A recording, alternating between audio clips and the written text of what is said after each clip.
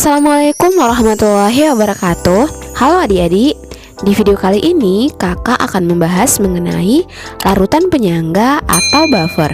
Larutan penyangga atau buffer adalah larutan yang dapat mempertahankan pH bila ditambahkan sedikit asam, sedikit basa, dan pengenceran. Kalaupun terjadi perubahan pH, itu perubahan pH-nya sangat kecil ya.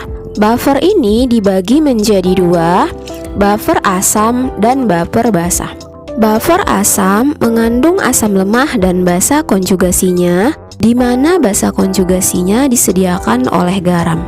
Sedangkan buffer basa mengandung basa lemah dan asam konjugasinya, di mana asam konjugasinya ini disediakan juga oleh garamnya. Jadi dari sini jelas kelihatan ya bahwasanya sifat buffer itu dilihat dari yang lemahnya. Kebalikan dari hidrolisis, hidrolisis sifatnya dilihat dari yang kuatnya. Yang pertama kita ke buffer asam. Buffer asam ini dapat dibuat melalui reaksi. Yang pertama asam lemah dicampur dengan garamnya. Ini dikenal dengan pembuatan secara langsung. Kemudian yang kedua asam lemah dicampur dengan basa kuat, di mana nanti asam lemahnya itu bersisa sehingga diperolehlah asam lemah dengan garamnya ya. Ini dikenal dengan pembuatan secara tidak langsung. Contohnya itu kalau secara langsung ada CH3COOH, asam asetat ditambah dengan CH3COONA. Kemudian kalau secara tidak langsung HCN ditambah KOH, di mana HCN-nya ini nanti bersisa pada akhir reaksi dan terdapat garam KCN. Nah, untuk menghitung pH-nya, karena buffernya bersifat asam, maka kita bawa ke konsentrasi H positif sama dengan Ka dikali mol asam lemah dibagi dengan mol garam dikali valensinya. Ingat, valensinya ini adalah jumlah ion yang lemahnya ya. Selanjutnya untuk buffer basa, tinggal diganti aja tadi kata asam menjadi basa ya. Berarti dapat dibuat dari pencampuran basa lemah dengan garamnya. Kemudian yang kedua ada basa lemah dicampur dengan asam kuatnya, yang pada akhir reaksi diperoleh sisa yang lemah beserta garamnya ya. Contohnya itu untuk pembuatan secara langsung, ada NH3 kita campurkan dengan garamnya yaitu NH4 2 kali SO4. Kemudian untuk pembuatan secara tidak langsung ada basa lemahnya NH3 ditambah dengan asam kuatnya itu HCl, asam klorida, di mana nanti pada akhir reaksi terdapat NH3 yang bersisa dan garamnya NH4Cl. Nah, untuk menghitung pH-nya karena buffernya bersifat basa, kita bawa ke konsentrasi OH negatif sama dengan Kb dikali mol basa lemah dibagi dengan mol garamnya dikali valensinya. Oke, supaya lebih jelas kita langsung ke soalnya ya. Kita lihat soalnya. Hitung pH larutan 25 ml larutan NH3 0,1 m, Kb sama dengan 10 pangkat min 5 dicampurkan dengan 25 ml larutan NH4 2 kali SO4 0,05 m. Pertama sekali kita cek dulu apakah soalnya ini membentuk buffer atau tidak. Kebetulan karena kita bahas buffer, ini mungkin buffer. Tapi kalau nanti kalian jumpain soal dalam bentuk yang banyak, nggak diketahui dia buffer atau apa, jadi kita harus cek dulu ya. Untuk mengeceknya, kita lihat satu-satu senyawanya. Yang pertama, ini ada NH3. NH3 ini kan basa lemah. Berarti kalau lemah kemungkinan akan membentuk buffer atau hidrolisis ya. Kemudian NH4 2 kali SO4 ini garam. Karena terdiri dari basa lemah dan garam, maka campuran larutan ini membentuk buffer ya atau larutan penyangga. Nah, buffer itu kan sifatnya dilihat dari yang lemah.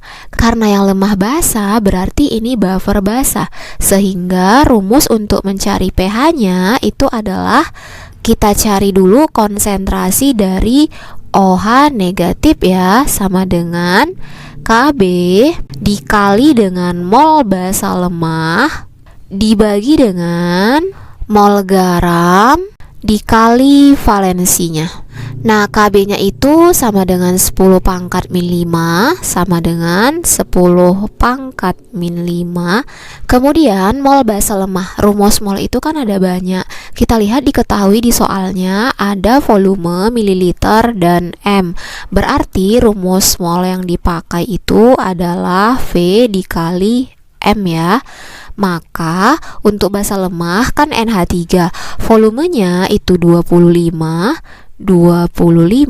dikali M-nya itu ini 0,1 dibagi dengan mol garam. Garamnya kan NH4 2 kali SO4 sama rumus molnya itu V dikali M. P-nya itu ini sama 25 juga dikali M-nya 0,05 ya, 0,05 dikali valensinya.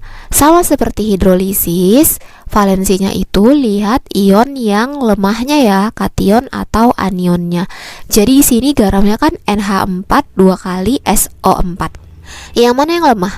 Nah, SO4 ini kan membentuk asam ya, H2SO4. NH4 ini membentuk basa NH4OH. Ini berarti yang lemahnya NH4. Di sini jumlah NH4-nya tanpa perlu kita ionkan kan kelihatan ada 2. Maka valensinya 2 ya. Nah, ini ada yang bisa kita sederhanakan kan? 25 dengan 25 habis 0,1. Ini yang di bawah 0,05 kali 2 0,1 kan? Berarti habis juga. Tinggallah konsentrasi OH-nya itu 10 pangkat min 5. Karena ini konsentrasi OH-, maka ini kita larikan ke POH. POH itu sama dengan min logaritma konsentrasi dari OH- sama dengan min logaritma dari 10 pangkat min 5. POH-nya itu 5 ya. Maka pH-nya itu sama dengan 14 dikurang POH ya, sama dengan 14 kurang 5, pH-nya dapatlah 9 ya.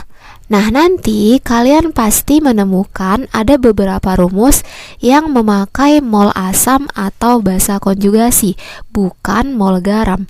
Sebenarnya ini sama, hanya saja kalau pakai mol asam atau basa konjugasi itu tidak pakai valensi, sedangkan garam pakai valensi. Begitu juga untuk hidrolisis ya. Di sini bisa kita buktikan basa lemah di sini kan NH3 ya. NH3 berperan sebagai basa lemah.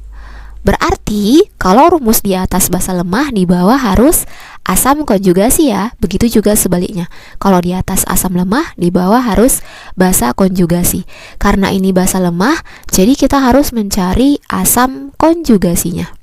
Ingat kembali, untuk mencari asam konjugasi itu harus ditambahkan dengan H positif. Kalau nanti mencari basa konjugasi itu dikurangi dengan H positif ya, kebalikannya.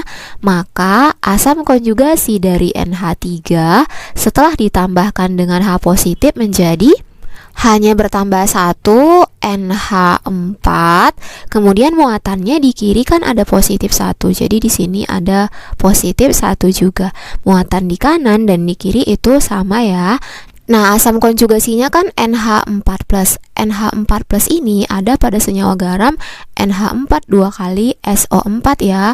Kalau kita ionisasikan kan NH4 2 kali SO4 terurai menjadi NH4 ditambah SO4 kan.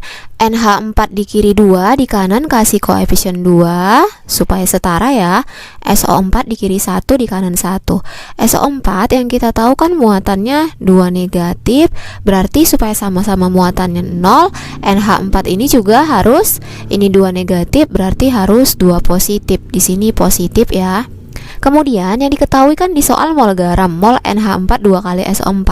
Mol itu V kali M. Berarti kalau mol NH4 2 kali SO4 itu molnya sama dengan ini kan 25 dikali 0,05. 25 kali 5 itu 125. Terus komanya 2 angka di belakang jadi 1,25 milimol. Yang perlu dicari kan mol asam konjugasinya. Berarti mol asam konjugasinya itu pakai perbandingan koefisien. Kan koefisien yang ditanya per diketahui dikali mol diketahui. Berarti mol NH4+ itu adalah 2, koefisien yang ditanya 2, koefisien yang diketahui itu 1 dikali mol NH4 2 kali SO4 dikali 1,25.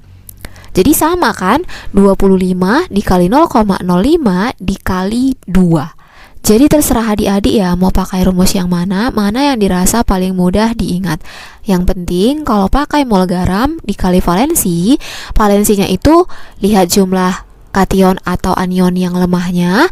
Sedangkan kalau pakai kata asam atau basa konjugasi itu tidak dikali valensi, tetapi harus paham ionisasi dan perbandingan koefisien. Oke, kita lanjut ke soal yang kedua.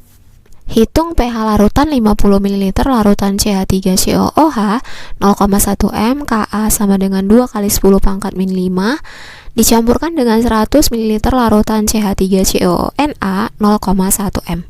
Berarti kita tentukan dulu ya. Ini CH3COOH itu asam lemah, kemudian CH3COONa itu garam. Berarti membentuk buffer. Nah, buffer itu lihat dari yang lemahnya.